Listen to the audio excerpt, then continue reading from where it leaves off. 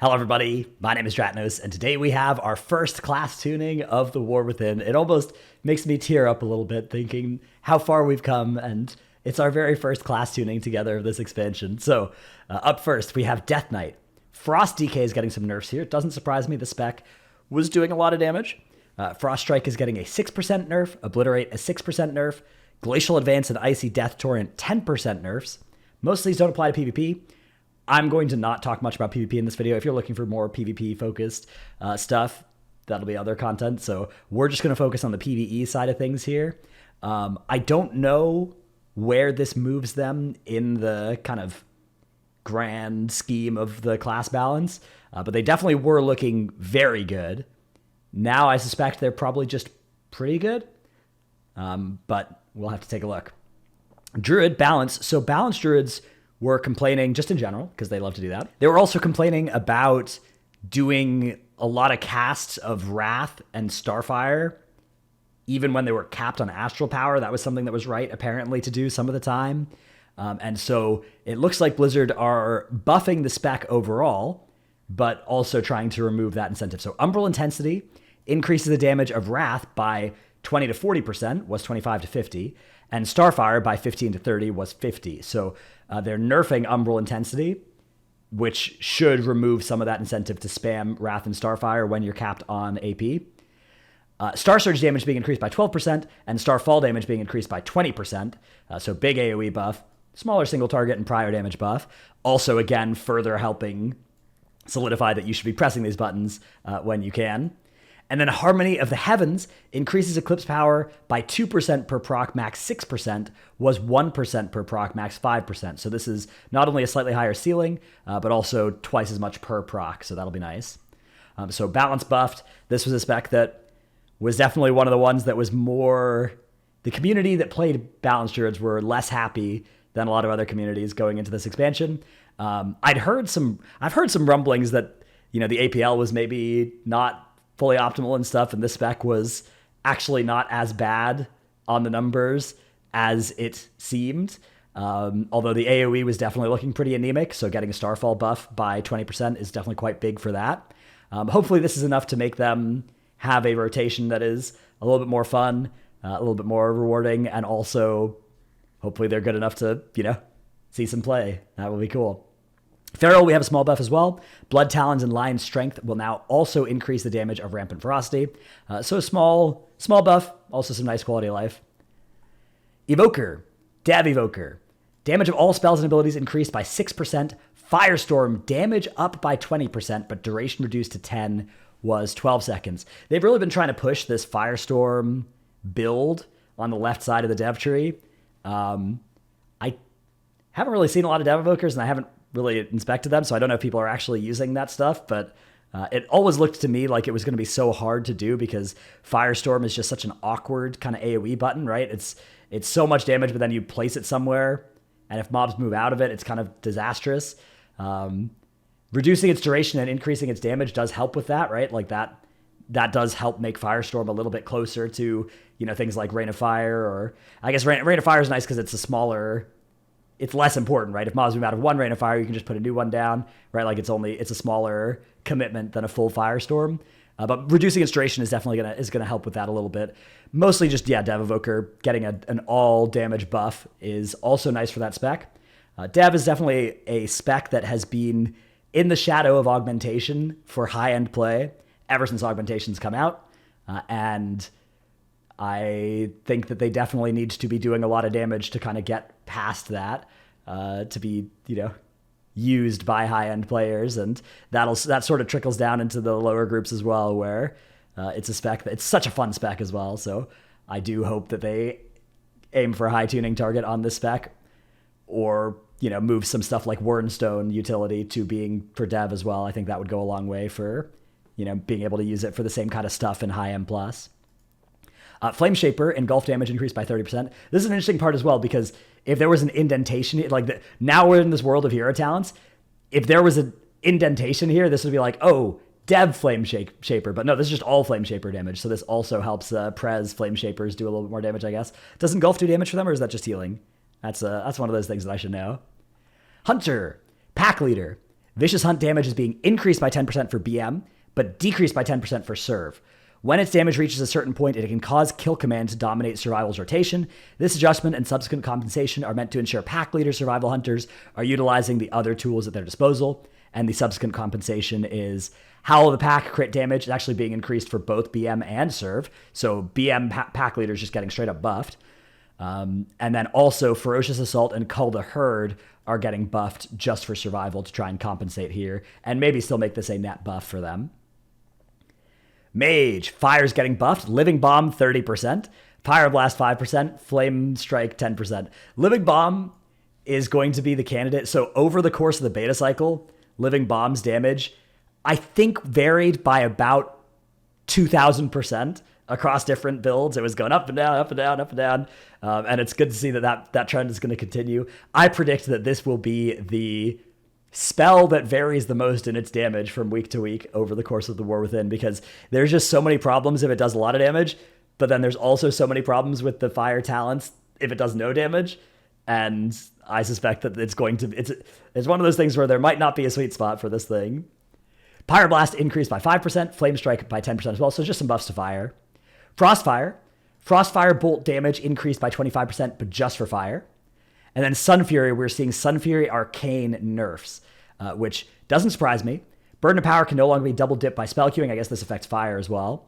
Arcane Phoenix damage dealt reduced by 10% for Arcane, and Arcane Soul base duration reduced to 2 was 3 seconds. So I would describe this as a pretty light touch on Sun Fury Arcane. It's kind of hard to see how good Sun Fury Arcane is right now, because you can't do any content where enemies survive the full burst window of a Sun Fury Arcane Mage, so it's kind of hard to see, but I think they're still likely to be very good. Ret Pally. Mastery is getting nerfed by 10%, so for example, at level 80, 180 Mastery rating now grants 1.35% Mastery, was 1.5%, but all Holy Spell damage is being increased by 5%, which is a lot of their damage, so I don't know the math on this. My guess is that this ends up being a slight buff, but also now you're not going to want to gear as heavily towards Mastery, Mastery got buffed a lot for Ret in the beta cycle. It's still, I think, better value by quite a bit than it was last expansion. Or I guess it got buffed and then it got changed to a new thing, so I actually don't know that for sure. But yeah, I suspect this is overall a net buff, but probably a small one. Disc Priest. Oracle Disc Priest's preventative measures now increase power and shield absorption by 40%, was 25%, so buffing Oracle Disc. Atonement healing increased by 100% outside of raid, was 70%. Sweet. That is, I think, really good for Disc M+ abilities. Fixed an issue where Atonement crit healing was not increased by the correct amount outside of raid. Shadow Word Pain and Purge the Wicked damage increased by 20%. This is huge. This is more damage and also more healing. Disc Priest was also the spec that was hurt the most by Arcane Intellect and Chaos Brand of the healers, right? Like Disc lost the most healing from those two raid buffs getting nerfed. So this, I like seeing them buffed. This was a spec that was also looking pretty weak for M+ this season. And this is a large set of buffs for their ability to heal and also their DPS in that content. So that seems good. Shadow. Voidweaver Shadow Priest Void Blast damage increased by 20%, so a little buff to Voidweaver Shadow. Shaman, Ellie. Mastery Elemental Overload's bonus to all elemental and physical damage increased by 35%, all damage reduced by 6%. So this is kind of the flip side of the Ret Pally thing, but you'll note this is a large number, right? Like, they're nerfing the damage by basically the same amount that they buffed Ret's damage, although I guess Ret's was only to Holy Spell damage. So it's a slightly bigger aura nerf than Ret got an aura buff, but it's a much larger mastery buff than Ret got a mastery nerf, which makes me think that both of these are trying to be, neutral, erring on the side of buffs for these specs. Stormbringer. Tempest now deals 65% of its damage to enemies near its primary target, was 50%, but it deals reduced damage beyond 5 targets. And we also see that same effect for Stormbringer Enhance. I love how there's like 3 different ways that they've documented different hero talents affecting different specs now as well. It's going to be fun over the course of this expansion. A little bit of fun patch noting. Enhancement, all damage reduced by 4%, but Elemental Blast damage is being increased by 12%. So I suspect that this is net nerf, but I don't know for sure. especially on AoE, I think it is. Although I guess on 5 target, Stormbringer Enhance is going to be getting a buff here because this Tempest is now cleaving for a bit more. Totemic, Tremor damage is being increased, and Searing Volley by 80% as well. Stormbringer Enhance is the really fun one I've heard, but Totemic also looks pretty cool, looks pretty good. So this is a lot of damage buff here to these abilities as well, especially to Searing Volley. Then finally, we have Destro Lock. All ability damage is being increased by 5% for Destro, both hero talents. Bunch of PvP changes. We don't look at these here in these videos, but one thing we will look at is there is a warband gearing post as well that I wasn't going to make a video on this individually, but then I was making this video anyways, so let's take a look. Basically, many of the rares drop warband gear, WuE Gear, as we know. Your first Lamplighter supply satchel each week always contains a piece of Adventure 1 WuE Gear. That's good. I didn't know that. Most important source is everything. Every raid, every dungeon, every delve, every raid boss, every final dungeon boss. So not the regular dungeon boss, just final dungeon boss. Bountiful chests and delve have a chance to give you WuE Gear. The bonus roll is independent of the normal roll, which means you could get neither one or even both. Getting that WuE Gear isn't instead of anything. It's just a bonus. So it should never feel bad is the idea. If you get a WuE Gear from a raid boss, it will always be gear from that boss's loot table. In Raid Finder, it will drop as Veteran 1, which is pretty sick, actually, because you're only getting Veteran gear from Raid Finder anyways. In Normal, it will be Veteran with the same starting value as the Champion track would have been. So if a Bind on Pickup piece drops as Champ 3, the WuE version would be Veteran 3. So it's basically not much better than Raid Finder WuE Gear. In Heroic, it turns into Champ track gear. So if you would have dropped something that was Hero 3, it would be, if you get it as a WuE piece, it'll be Champ 3. And in Mythic, it's always dropped as Champion 4, which is, you'll note, a nerf to what you would have expected, right? You would have expected Hero Gear from Mythic. I actually think this is really clever. I think that you definitely don't want to have Mythic rating reward super good WuE Gear and then be able to just send that to alts and have them be, geared to the point of the only thing that is now upgrades for them is them going into Mythic, because I think doing stuff like Heroic Raid and High Mythic Plus to gear new characters makes sense. Giving people Champion 4 gear is like a really good way to start a character. But I think if you go higher than that, if you started giving them hero gear out of Mythic Raid to send to alts, I do think that would be a bit sketchy to do, at least en masse. One thing that I think could be cool is if like Mythic Queen Ansarek drops WuE Gear. I think that could be on the hero track, and that would be like cool. But that's, a nitpick.